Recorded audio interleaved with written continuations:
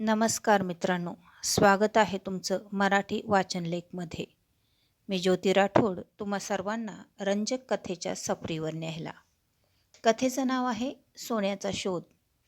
Andrew कॉर्नेगी या Scottish युवक अमेरिकेत आला. सुरुवातीला उदरनिर्वाहासाठी छोटी मोठी कामं करू लागला. एक दिवस तो अमेरिकेच्या सर्वात मोठ्या पोलादाच्या कारखान्याचा मालक बनला. त्याच्या कामाचा व्याप एवढा वाढला की एका वेळी अनेक कोट्याधीश त्याच्यासाठी काम करू लागले. कोणीतरी कॉर्नेगीला विचारलं, तुम्ही लोकांशी कशा प्रकारे संबंध ठेवता? कॉर्नेगीने उत्तर दिलं, लोकांशी संबंध ठेवणं म्हणजे सोन्यासाठी खोदकाम करणं होय. 1 अंश सोने मिळवण्यासाठी कित्येक टन माती दूर करावी लागते. पण खोदकाम करताना तुम्ही मातीचा नव्हे तर सोन्याचा शोध घेत असता. तुमचा दृष्टिकोन असा असावा तर सोन्यासाठी खोदकाम करण्यासारखा असावा.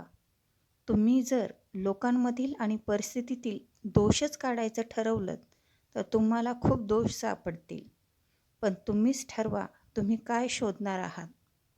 अँड्र्यू कॉर्नेगीच्या उत्तरात फार मोठा संदेश आहे. प्रत्येक माणसामध्ये आणि परिस्थितीमध्ये काहीतरी सकारात्मक असतंच. पुष्कळ वेळा हे चांगलं सकारात्मक असं जे असतं ते पुरेसं स्पष्ट असत नाही आणि त्यामुळे आपल्याला खोल खणावं लागतं. शिवाय लोकांमधील आणि परिस्थितीतील चुका शोधण्याची आपल्याला इतकी सवय लागलेली असते की आपण चांगलं बघायला विसरून जातो. कोणीतरी म्हटलंय की अगदी बंद पडलेलं घड्याळसुद्धा दिवसातून 2 वेळा अचूक वेळ दाखवतं. एक गोष्ट नीट लक्षात ठेवा, तुम्ही जेव्हा सोन्याचा शोध घेता तेव्हा टनवारी दगडमाती बाजूला करावी लागते. पण तुमचा शोध हा सोन्यासाठी असतो, दगडमाटीसाठी नाही.